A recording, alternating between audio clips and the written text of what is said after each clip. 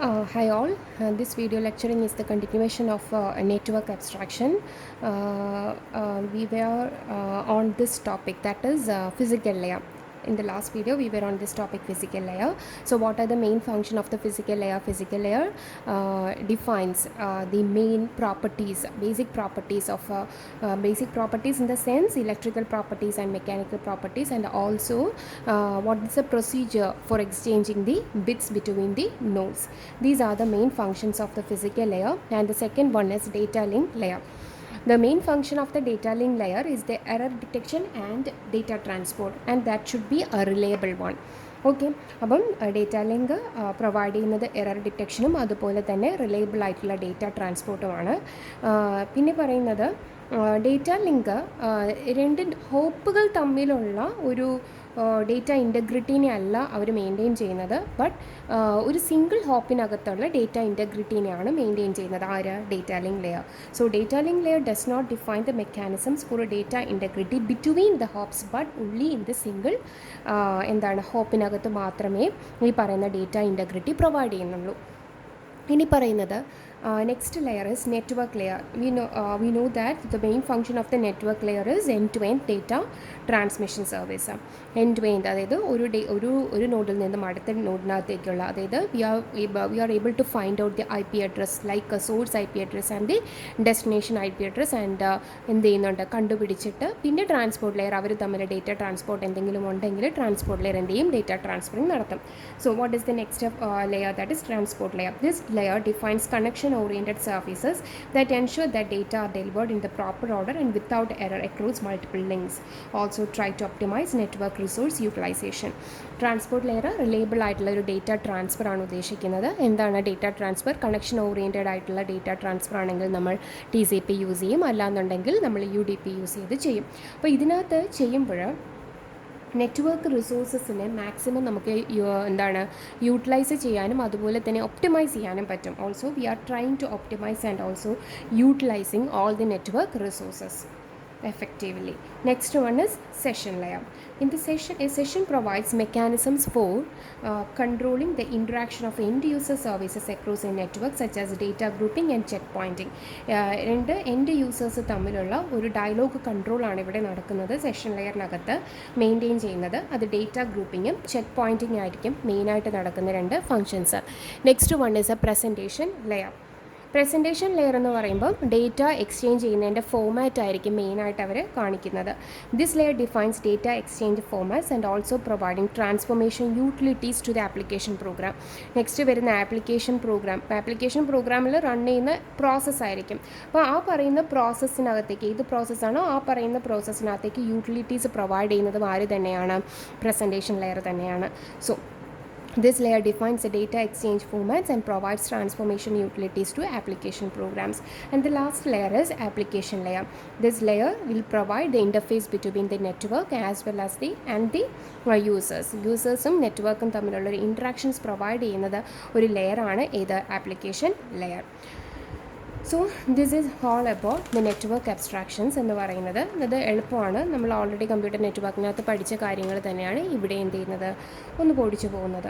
Next one is hardware and software architecture. അപ്പം distributed embedded സിസ്റ്റത്തിനകത്ത് വരുന്ന hardware software ആർക്കിടെക്ചേഴ്സിനെ പറ്റിയിട്ടാണ് നമ്മളിവിടെ പഠിക്കുന്നത്.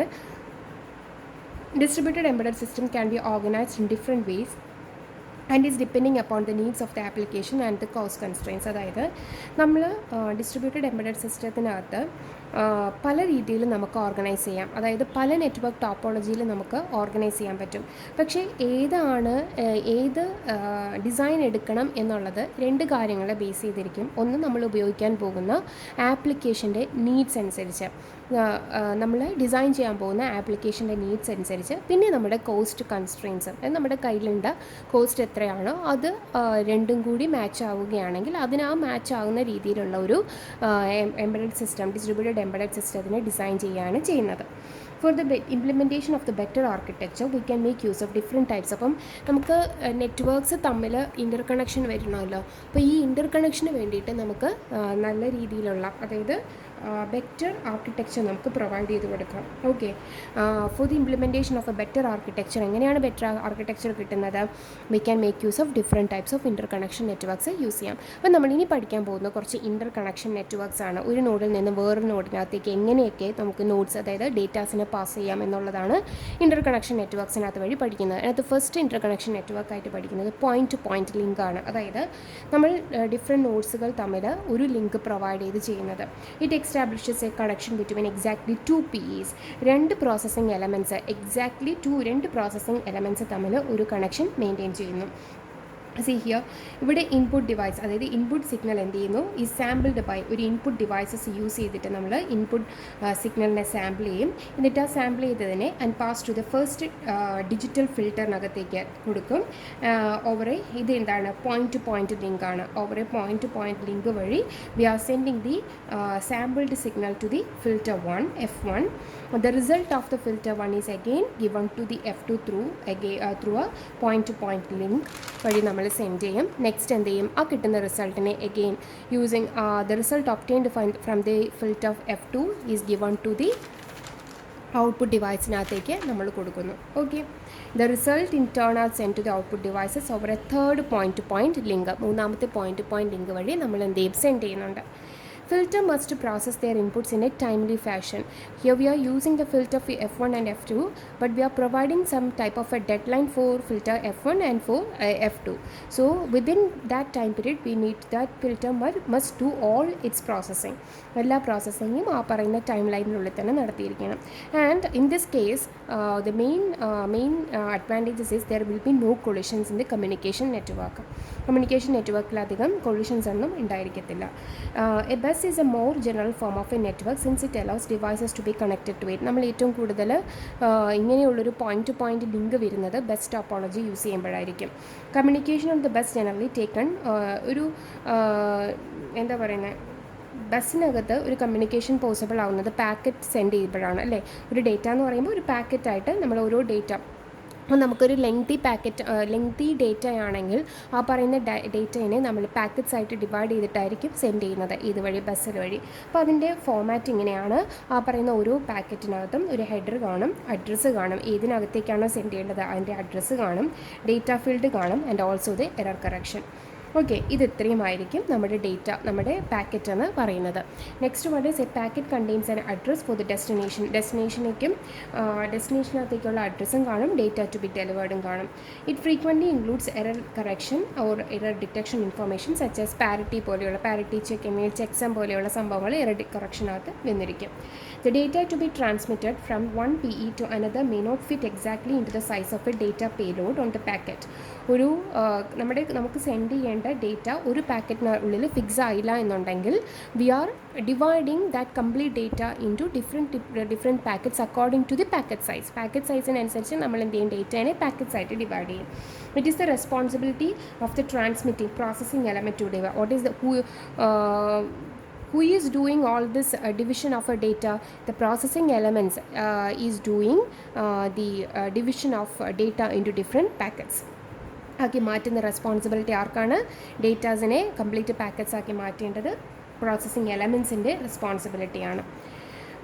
ഹിയർ വി ആർ നമ്മൾ ബസ് ടോപ്പോളജി ആണല്ലോ പഠിച്ചത്. അപ്പോൾ ബസ് ടോപ്പോളജി ആണ് ഈ പറയുന്ന ഹെഡറൊക്കെ യൂസ് ചെയ്തിട്ട് പാക്കറ്റ്സ് സെൻഡ് ചെയ്യുന്നത്. ഇതിനകത്ത് ഏത് പ്രോസസ്സിംഗ് എലമെൻസിന് ഫസ്റ്റ് ചാൻസ് കൊടുക്കും? അപ്പോൾ ഡിഫറെൻറ്റ് ടൈപ്സ് ഓഫ്, നമ്മൾ പോയിൻറ്റ് ടു പോയിൻറ്റ്, അപ്പം ബസ് ടോപ്പോളജി ആകുമ്പോൾ ഈ ഒരു ആർക്കിടെക്ചർ നമ്മൾ ഫസ്റ്റ് പഠിച്ചില്ലേ, ആ ഒരു രീതിയിലായിരിക്കും ഇരിക്കുന്നത്, ഈ ഒരു മെത്തേഡിലായിരിക്കും ഇരിക്കുന്നത്. അപ്പം ഏത് പ്രോസസ്സിംഗ് നോട്ട്സിന് ഫസ്റ്റ് ചാൻസ് കൊടുക്കും, അതെങ്ങനെ നമ്മൾ അറിയുന്നത്? So bus is also providing, bus in the bus topology we are making use of some arbitration techniques. That is നമ്മളതാണ് ഇനി അടുത്ത് പഠിക്കാൻ പോകുന്നത്. That is bus arbitration. Distributed system buses must be arbitrated to control simultaneous access. അപ്പം ഒരുമിച്ച് access ചെയ്യുന്നതിനെ control ചെയ്യാൻ വേണ്ടിയിട്ടാണ് നമ്മൾ ബസ് ആർബിട്രേഷൻസ് യൂസ് ചെയ്യുന്നത്. ഇപ്പം number of processing elements if they are trying to access the same network or a same node simultaneously we need to, if number of nodes are accessing the same networks continuously എന്ത് പറ്റും, there will be chance of network congestion ഉണ്ടാകാനുള്ള chance ഉണ്ട്. So we we need to provide some kind of an arbitration.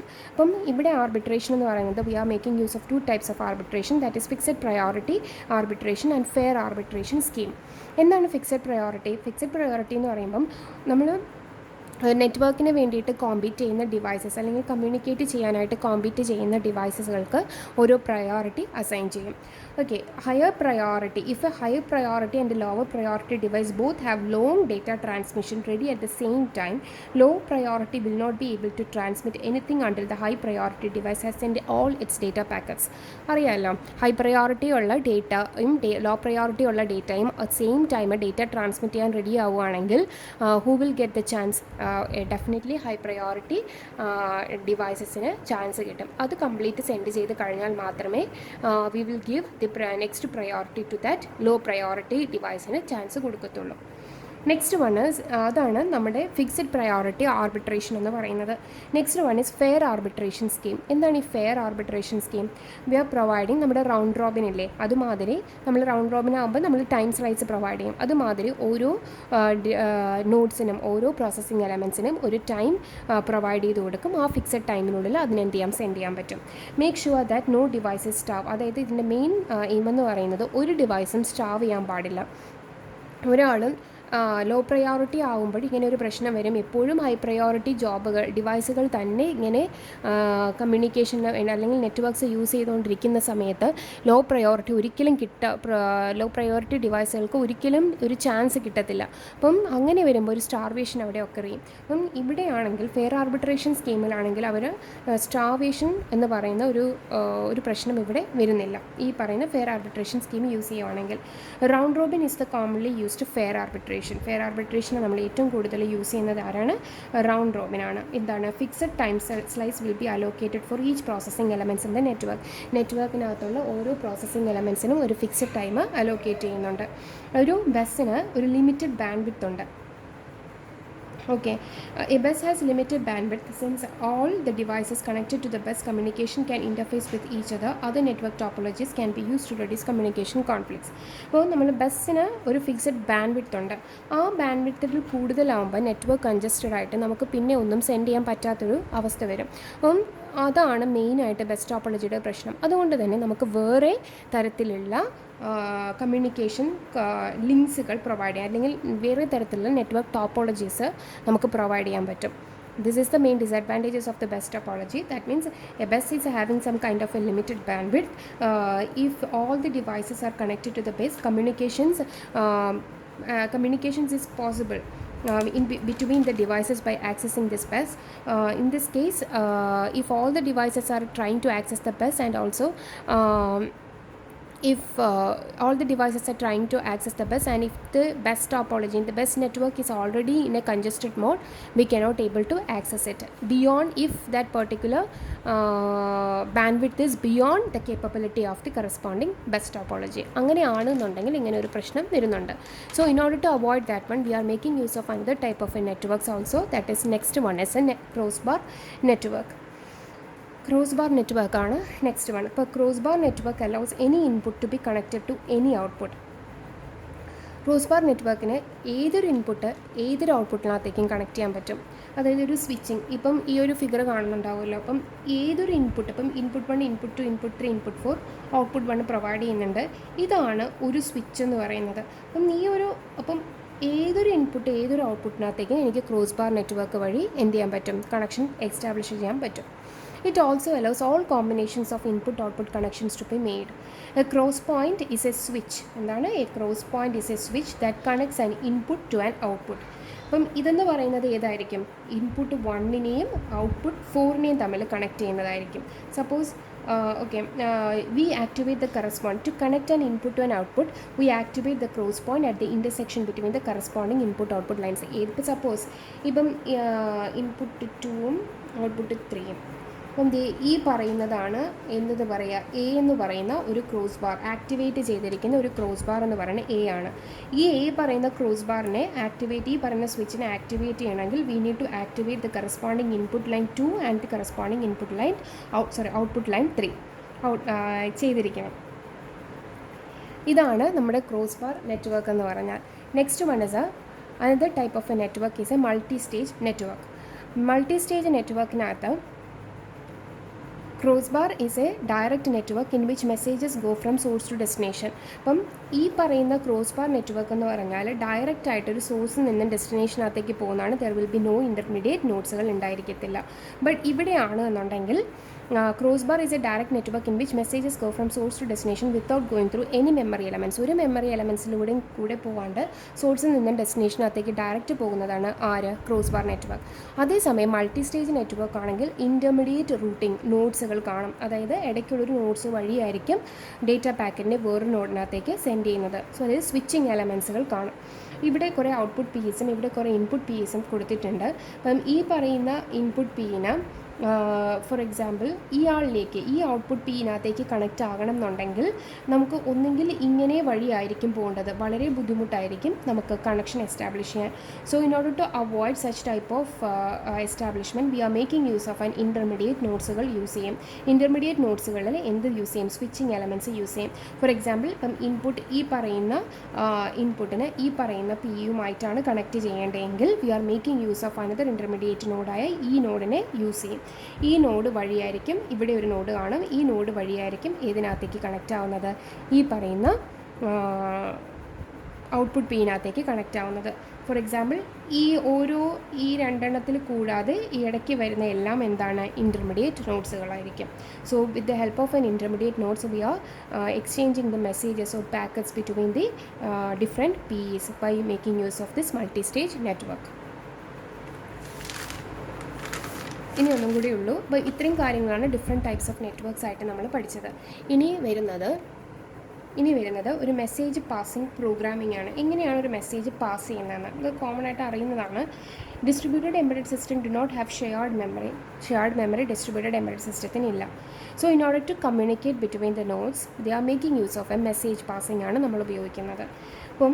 അപ്പം message passing programming എന്ന് പറഞ്ഞാൽ രണ്ട് നോട്ട്സുകൾ തമ്മിൽ നമ്മളുടെ ഡേറ്റാസ് പാസ് ചെയ്യുന്നതിന് മുന്നേ നമ്മൾ എന്തെങ്കിലും മെസ്സേജ് യൂസ് ചെയ്യും. A message can be broken up into packets to be send on the network. നെറ്റ്വർക്കിനകത്തേക്ക് സെൻഡ് ചെയ്യുന്ന പാക്കറ്റ്സിനെ ആയിരിക്കും നമ്മൾ ഓരോ പാക്കറ്റ്സ് ആക്കി മാറ്റിയിട്ട് അത് മെസ്സേജ് വഴിയായിരിക്കും പാസ് ചെയ്യുന്നത്. അപ്പോൾ പാക്കറ്റിനെ സെൻഡ് ചെയ്യുവാണ്. ഈ പറയുന്ന പാക്കറ്റിൻ്റെ അഡ്രസ്സും അതിൻ്റെ കറസ്പോണ്ടിങ് ഡേറ്റയും പ്രൊവൈഡ് ചെയ്ത് കൊടുക്കും. The routine should return a value to indicate whether the message was sent successfully if the network includes hand shaking protocol. ഇപ്പോൾ നമ്മുടെ കയ്യിലൊരു ഹാൻഡ് ഷേക്കിംഗ് പ്രോട്ടോക്കോൾ എന്ന് പറയുന്നത് എന്താണ്? അതായത് നമ്മളിപ്പം ഒരു നോഡിൽ നിന്നും അടുത്ത നോഡിനകത്തേക്ക് ഒരു ഡേറ്റ പാസ് ചെയ്യുന്നെങ്കിൽ ആ നെക്സ്റ്റ് നോഡ് എന്ത് ചെയ്യും? നമുക്ക് അക്നോളജ്മെൻറ്റ് പാസ് ചെയ്യും. അപ്പം അങ്ങനെയുള്ളൊരു അക്നോളജ്മെൻ്റ് ആണ് ഈ പറയുന്നത്. The routine should return a value to indicate whether a message സക്സസ്ഫുള്ളായിട്ട് അടുത്ത നെറ്റ്വർക്കിനകത്തേക്ക് പാസ്സായോ ഇല്ലയോ, അടുത്ത നോഡിനകത്തേക്ക് പാസ്സായോ ഇല്ലയോ എന്നറിയാൻ വേണ്ടിയിട്ട് നമ്മൾ എന്ത് ചെയ്യും? ഒരു അക്നോളജ്മെൻറ്റ് ടൈപ്പ്, അതായത് ഹാൻഡ് ഷേക്കിംഗ് പ്രോട്ടോക്കോൾസ് യൂസ് ചെയ്യുന്നുണ്ട്. ഇതാണ് എൻ്റെ ഒരു പ്രോഗ്രാമിംഗ് ഒരു ഇതെന്ന് പറയുന്നത്. For i = 0 i less than message dot length. അതായത് മെസ്സേജ് ഡോട്ട് ലെങ്ത് എന്ന് പറഞ്ഞാൽ ആ ഒരു പാക്കറ്റ് സൈസിനെയാണ് ഉദ്ദേശിക്കുന്നത്. ഓക്കെ, അതിനേക്കാട്ടിലും ചെറുതായിരിക്കും വേണം. അപ്പം പാക്കറ്റ് സൈസിനെ, അതായത് ഒരു മെസ്സേജ് സെൻഡ് ചെയ്യാനായിട്ടുള്ള ഒരു മെസ്സേജ് സൈസ് ഉണ്ടാകും. ആ മെസ്സേജിൻ്റെ സൈസ് എന്ന് പറയുന്നത് നമ്മുടെ പാക്കറ്റ് സൈസിന് ഫിറ്റ് ആയിരിക്കണം. ഫിറ്റ് അല്ല വരുമ്പോഴാണ് നമ്മൾ എന്ത് ചെയ്യുന്നത്? പാക്കറ്റ്സിനെ, ഡേറ്റാസിനെ അല്ലെങ്കിൽ മെസ്സേജിനെ ഡിഫറെൻറ്റ് പാക്കറ്റ്സ് ആയിട്ട് സെൻഡ് ചെയ്യുന്നത്. എന്നിട്ട് എന്ത് ചെയ്യും? പാക്കറ്റ്സിനെ സെൻഡ് ചെയ്യും. സെൻഡ് പാക്കറ്റ് അഡ്രസ്സും പറഞ്ഞു കൊടുക്കും, ആംപർസൻഡ് മെസ്സേജ് ഡേറ്റ ഐയും പറഞ്ഞു കൊടുക്കും. എവിടെയാണോ മെസ്സേജ് ഇരിക്കുന്നത് ആ പാക്കറ്റിൻ്റെ കംപ്ലീറ്റ് പാക്കറ്റിനെ നമ്മൾ കംപ്ലീറ്റ് മെസ്സേജ് നമ്മൾ ഡിഫറെൻറ്റ് പാക്കറ്റ്സ് ആക്കിയില്ലേ, അപ്പോൾ ആ ഒരു ith പാക്കറ്റിനകത്തേക്ക് പോയി നമ്മൾ ആ കണ്ടൻറ്റിനെ എടുക്കും. Reception of A packet will probably B implemented with interrupts. അതായത് നമ്മൾ കിട്ടിയോ ഇല്ലയോ എന്ന് അറിയുന്നതിന് നമ്മൾ എന്താ പറഞ്ഞത്? അക്നോളജ്മെൻറ്റ്. അപ്പം നമ്മളിവിടെ ഇൻട്രപ്റ്റ്സാണ് നമ്മൾ ഏറ്റവും കൂടുതൽ യൂസ് ചെയ്യുന്നത്. ദ റിസപ്ഷൻ പാക്കറ്റ്സ് എത്തിയിട്ടുണ്ടോ ഇല്ലയോ എന്ന് തിരിച്ചറിയാൻ വേണ്ടിയിട്ട് അക്നോളജ്മെൻറ്റ് ഉപയോഗിക്കും. ഇവിടെ നമ്മൾ പറയുന്നത് ഇൻട്രപ്റ്റ്സ് ആയിരിക്കും. ഇൻട്രപ്റ്റ്സ് വഴിയായിരിക്കും നമ്മൾ ഇംപ്ലിമെൻറ്റ് ചെയ്യുന്നത്. ഏതാ? റിസപ്ഷൻ ഓഫ് എ പാക്കറ്റ് അറിയാൻ വേണ്ടിയിട്ട്. Next, network protocols may encourage. ഇവിടെ വരുന്നത് ഈ പറയുന്നതിനകത്ത് ഡേറ്റ പുഷ് ഡിസൈനാണ് നമ്മൾ ചെയ്യുന്നത്. ഓക്കെ, ഇതാണ് നെക്സ്റ്റ് പോയിന്റ്. ഒന്ന് നോട്ട് ചെയ്യണം, ഇത് ഇമ്പോർട്ടൻ്റ് ആണ്. ഇതിനകത്ത് വരുന്ന ഓരോ പോയിൻറ്റ്സാണ് പറയുന്നത്. ഇതിനകത്ത് പറഞ്ഞു നമ്മൾ ഇൻട്രപ്റ്റ്സ് ആയിരിക്കും യൂസ് ചെയ്യുന്നത്. ഇവിടെ വരുന്ന വേറൊരു ടെക്നോളജിയാണ്, ഡിസൈനാണ് ഡേറ്റ പുഷ് ഡിസൈൻ. എന്ന് വെച്ചാൽ നോക്കിക്കേ, in a single CPU environment ഈ program typically initiates a read whenever it wants data. ഒരു സിംഗിൾ CPU ആണെങ്കിൽ എപ്പോഴാണോ ഒരു പ്രോഗ്രാമിന് ഏതെങ്കിലും ഒരു ഡേറ്റ റീഡ് ചെയ്യണം എന്നുണ്ടെങ്കിൽ നമുക്ക് അത് വേണം എന്ന് പറഞ്ഞൊരു മെസ്സേജ് പാസ് ചെയ്യും അല്ലേ. Program typically initiates a read whenever it wants. അതായത് എപ്പോഴാണ് അതിന് ഡേറ്റ വേണ്ടത് അപ്പോഴായിരിക്കും അത് ചെയ്യുന്നത്. In many network systems node send values out without any request from the intended user of the system. മിക്ക ഇതിനകത്തും നടക്കുന്നതെന്ന് പറഞ്ഞാൽ ഒരാൾക്ക് വേണമെന്നില്ലാതെ ചുമ്മാ നമ്മൾ ഡേറ്റാസ് ഇങ്ങനെ പാസ് ചെയ്തുകൊണ്ടേയിരിക്കും. ഓക്കെ, ഒരു സമയത്ത് എല്ലാവരും കൂടി ചേർന്ന് വന്നെടുക്കുന്ന സമയത്ത് നെറ്റ്വർക്ക് കൺജഷൻസ് ഒഴിവാക്കാനായിട്ട് ഒരു ടൈം പീരീഡ് കൂടുമ്പോൾ ആ ഒരു ഡേറ്റാസ് സെൻഡ് ചെയ്യും. ഓക്കെ, അപ്പോൾ വേണ്ട ആൾക്കാർ ആ പറയുന്ന ഡേറ്റാസിനെ റിട്രീവ് ചെയ്തെടുക്കും. Data push programming make sense for periodic data. അതായത് ഒരു ടൈം ലിമിറ്റ് ഫിക്സ് ചെയ്തിട്ട് ഒരു ടൈം, ഫോർ എക്സാമ്പിൾ 2 മിനിറ്റ് കൂടുമ്പോൾ ഇന്ന ഡേറ്റ സെൻഡ് ചെയ്യണം. ഇപ്പം ഒരു സമയത്ത് സെൻഡ് ചെയ്തെങ്കിൽ ഒരു 2 മിനിറ്റ്സ് കഴിയുമ്പോൾ വീണ്ടും ആ ഡേറ്റ ഒന്നുകൂടി സെൻഡ് ചെയ്യും.